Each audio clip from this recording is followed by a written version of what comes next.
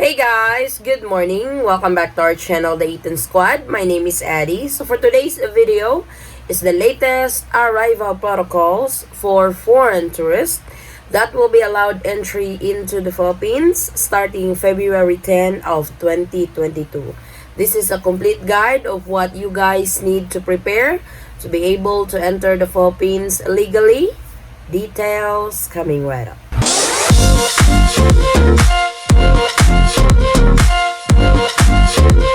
So the Philippines is going to finally open for foreign tourists that has been restricted for almost 2 years because of the pandemic. And now it's coming up on February 10 and we are going to give you guys the latest arrival protocol for you. So especially to those who are coming into the Philippines for the first time, these are the things that you need to prepare for your upcoming trip to the Philippines. So these protocols that I will be showing you guys is based on the very recent IATF Resolution 160A and 160B. So this was the revised guidelines of the IATF for the upcoming reopening of Philippine borders. So let's get started. So for pre-departure registration, you need to do the following. Of course, the One Health Pass. On One Health Pass, you can do this within 3 days prior to departure because I know with the recent changes, you now have to upload your vaccination card and your negative RT-PCR test, the 48 hours negative RT-PCR test. I know there are some who can't get their negative RT-PCR test 24 hours before they fly and so on. So register with One Health Pass as soon as you receive your negative 48 hours RT-PCR test. Or you can register ahead of time and you can just come back and upload your results later. You can do that as well by editing your profile. The other registration is Trace app. I have heard that this has not been checked in some travelers, but I have also confirmed that this has been checked by other travelers in the Philippines. So, to be safe, register with Trace app 3 days prior to departure. So, these are your pre-departure registration. One Health Pass, register within 3 days prior to departure or register as soon as you get your negative 48 hours RT-PCR test and Trace app. For airport check-in process, the following will be asked. Of course, Trace app, the ones that you have registered before departure, the One Health Pass, 48 hours negative RT-PCR test result. It is important that you have that on hand. There are some airlines that accepts digital copy, especially when a particular clinic is just emailing it to you. But I highly recommend to get it printed because this will be checked at all times.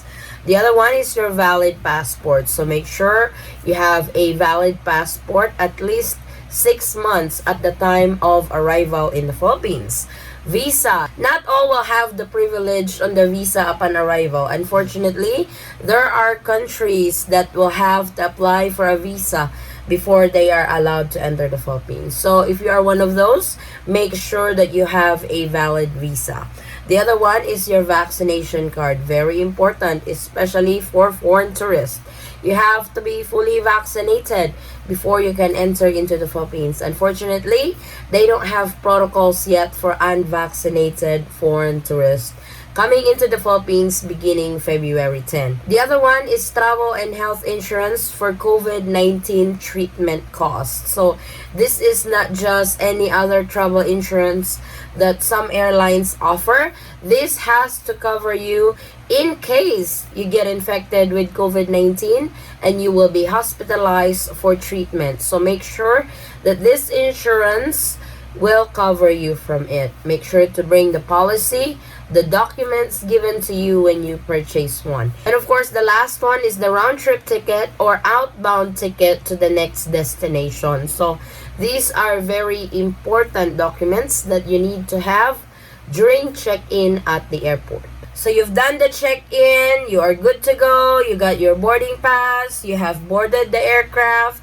you're on your way to the Philippines. During the flight, airline crews will be distributing some documents for you to fill out before you deplane. So these are the arrival forms and the Bureau of Customs. Make sure that this is filled out before you start the process when you get to either in Manila, Cebu, or Davao, or in Clark International Airport. So this will be distributed 1 hour before you guys arrive in the Philippines. Make sure to fill this out and keep it handy because this will be asked from you. Touchdown, the arrival process when you get to the Philippines. Of course, the following will be checked.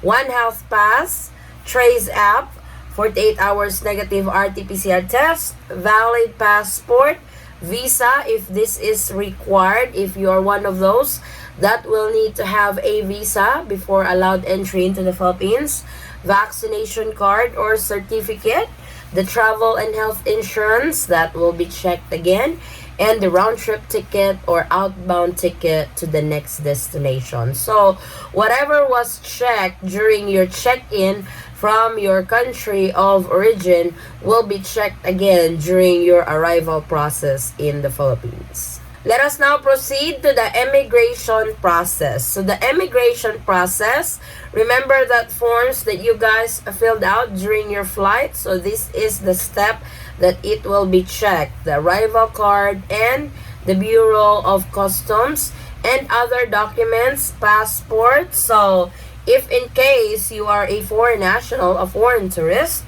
traveling to the Philippines with a Filipino wife, they might ask you for a marriage certificate. I would keep that handy just in case. So you know what I mean. And other documents like your health and travel insurance, an immigration officer might check on that for double checking, vaccination card and all that. The documents that you have when you check in at the airport at your country of origin. So just keep it handy, but only give the immigration officer of whatever documents that he or she will ask from you. You don't need to give him more. You don't need to hand him more. Just give those documents that are asked. The next one is the BoQ verification. So the BoQ verification, this is to verify if your vaccination card or certificate is accepted in the Philippines. So those countries that belongs to the reciprocal agreement with the Philippines, you guys should be good to go. Your vaccination card and certificate should be accepted by the Philippines during this step in the process.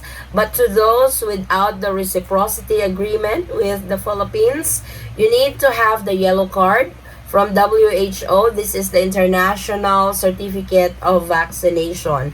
I have also heard that they accept digital certificates because on the resolution, they also included other proofs that the IATF approves. So those are the digital certificates. For example, are the travelers that are coming from Saudi Arabia. Saudi Arabia doesn't have any reciprocity agreement with the Philippines, but their vaccination is accepted with that app that they have. So please make sure to check.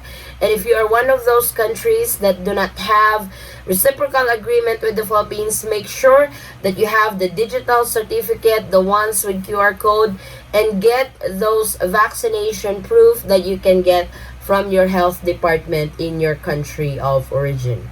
So after that process, it's time to claim your luggage. So proceed to the carousel assigned to you, pick up your luggage, and head outside and go to your final destination. In some passengers, they have to wait for their next flight. So you can proceed to the next airport or to the next departure area for your final destination process.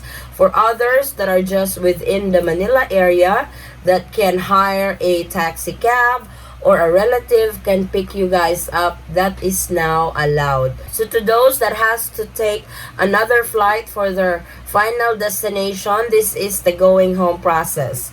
Coordinate with your LGU about the protocol.